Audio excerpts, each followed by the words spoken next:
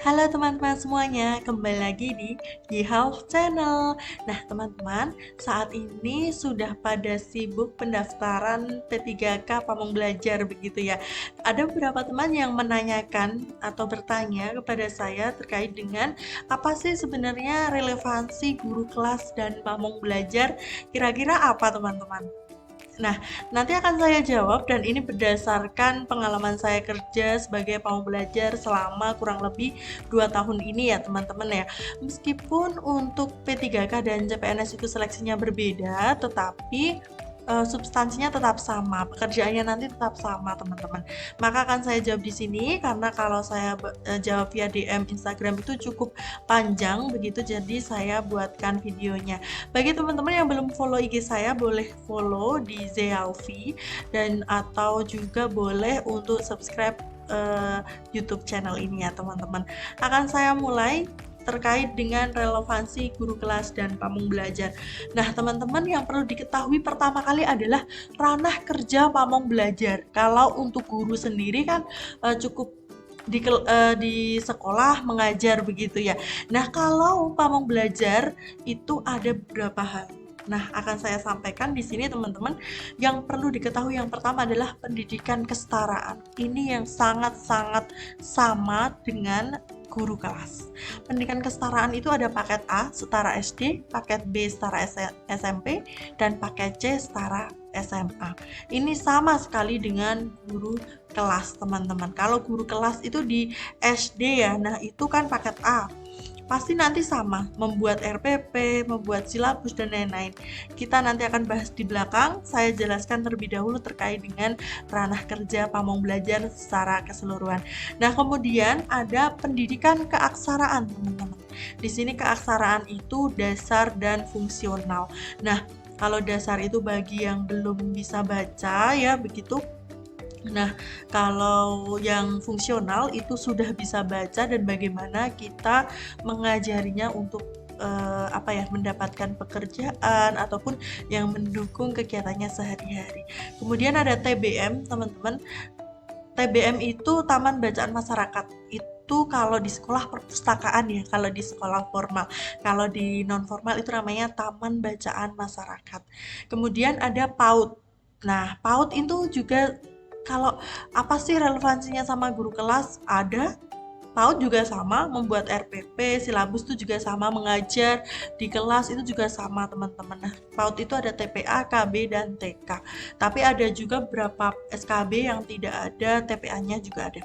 Nah, kemudian yang terakhir adalah PKH atau program kecakapan hidup. Ini semacam pelatihan kursus seperti itu, kursus menjahit, komputer, kemudian banyak sekali massage, terus make up gitu, banyak sekali teman-teman. Itu yang perlu teman-teman ketahui terlebih dahulu sebagai dasar agar teman-teman nanti bisa menjawab soal-soalnya. Nah, kalau misalkan relevansi yang guru kelas itu biasanya teman-teman bisa tuliskan di deskripsi pengalaman pekerjaan ya. Nah, oke teman-teman, nah selanjutnya adalah tupoksi pamong belajar. Apa sih tupoksi, tugas pokok dan fungsi pamong belajar itu? Sebenarnya semuanya sudah ada teman-teman di Permen Pan RB nomor 15 tahun 2010. Itu teman-teman bisa baca dulu karena agar teman-teman bisa tahu nih, meskipun ya belum gamblang banget, belum terlalu paham banget, tapi setidaknya teman-teman sudah buka. Itu sebagai dasar bekal teman-teman semua, peraturannya ada di situ. Nah, teman-teman bisa baca terlebih dahulu nantinya. Kemudian akan saya bahas satu persatu tupoksi pamong belajar. Nanti yang bisa teman-teman kaitkan dengan guru kelas. Yang pertama adalah mengidentifikasi penyelenggaraan program PNSI sebagai anggota. Ini maksudnya ini ya, pamong belajar itu kan ada pertama, muda, dan madya. Kalau pamong belajar itu pasti S1 ya teman-teman, sudah pasti S1 dan itu masuknya pamong belajar pertama untuk kategori 3A. Kalau PPPK saya kurang tahu ya golongannya. Kalau untuk PNS 3A dan 3B.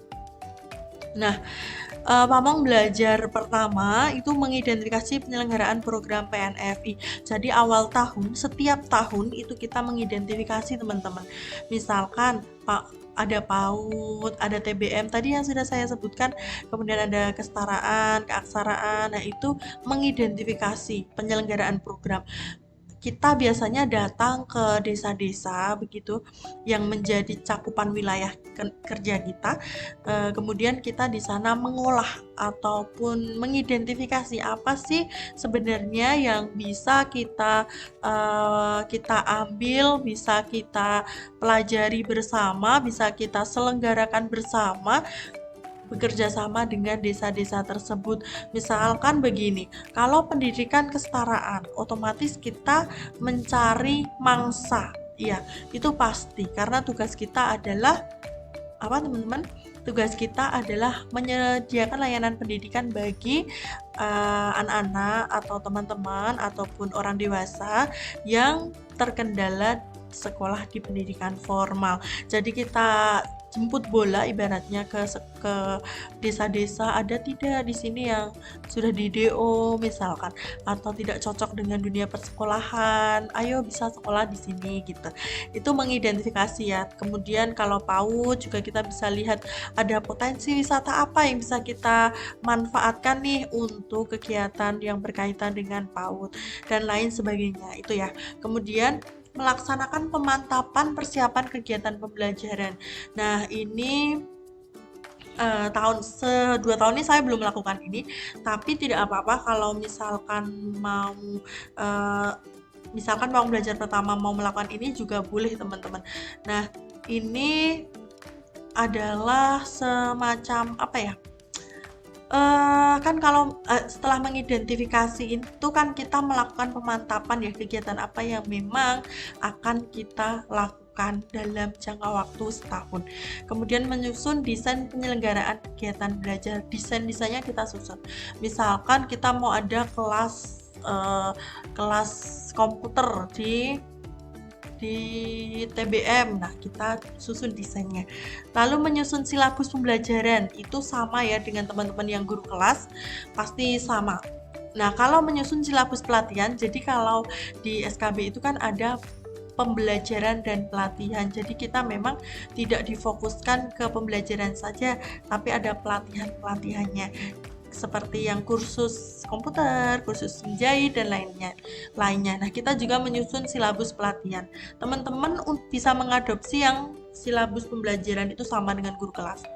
Selanjutnya menyusun RPP pembelajaran, menyusun RPP pelatihan. Itu juga sama dengan guru kelas ya, bedanya hanya yang di pelatihan saja. Lalu melaksanakan pembelajaran itu sama sekali dengan guru kelas ya, melaksanakan pelatihan. Menyusun instrumen penilaian hasil pembelajaran itu sama kan ya teman-teman ya, yang guru ya, instrumen penilaian ya, jadi menilainya mau seperti apa, instrumennya seperti apa begitu. Lalu menilai dan mengevaluasi hasil pembelajaran itu tentunya juga sama ya. Jadi relevansinya apa? Banyak, kita sama kok, sama-sama mengajar. Bedanya di Pamong Belajar adalah pendidikan non formal dan untuk sekolah adalah pendidikan formal begitu. Menilai dan mengevaluasi hasil pelatihan itu juga sama.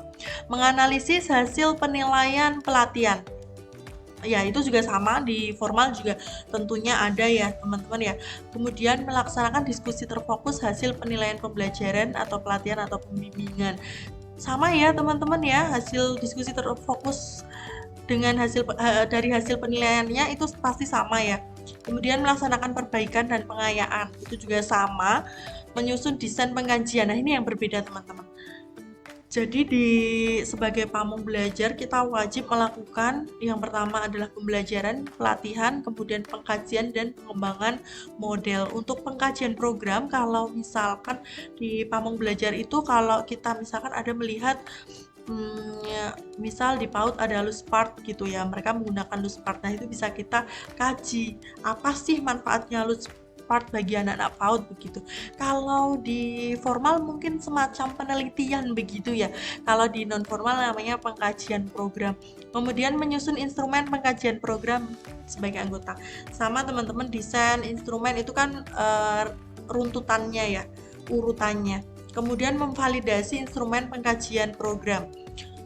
Ya, ini sama juga melaksanakan orientasi petugas pengumpul data. Kalau ini di non formal, jadi kalau pengkajian program itu kan dibentuk tim ya, dibentuk tim misalkan 3 sampai 5 orang begitu, nanti siapa ketuanya, siapa siapa anggotanya, kemudian mengkaji suatu programnya itu dalam bentuk tim.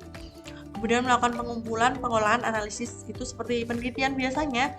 Kemudian menyusun rancangan pengembangan model. Nah, pengembangan model juga sama ya. Kalau misalkan gini, relatif sama sih. Jadi kalau pengembangan model itu kalau misalkan saya membuat sebuah API gitulah. Nah, terus nanti saya kembangkan menjadi sebuah misal ya video edukatif atau apa seperti itu.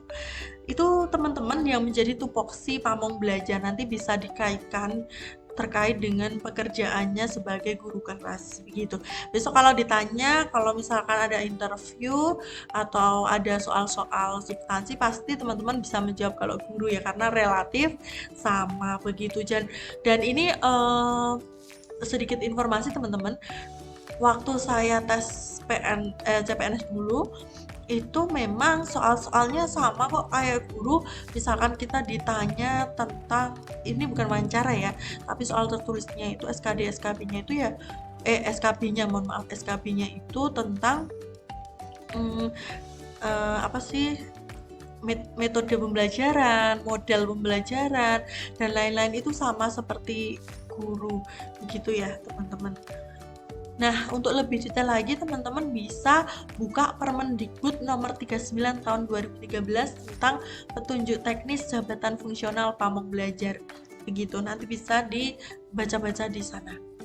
Nah, itu saja teman-teman yang bisa saya jelaskan. Mohon maaf sekali kalau misalkan belum mampu menjawab pertanyaan teman-teman semua. Harapan saya semoga yang mendaftar P3K bisa lolos. Dan jangan lupa teman-teman follow IG saya Zialfi kalau misalkan ada pertanyaan lebih lanjut. Sekian teman-teman. See you.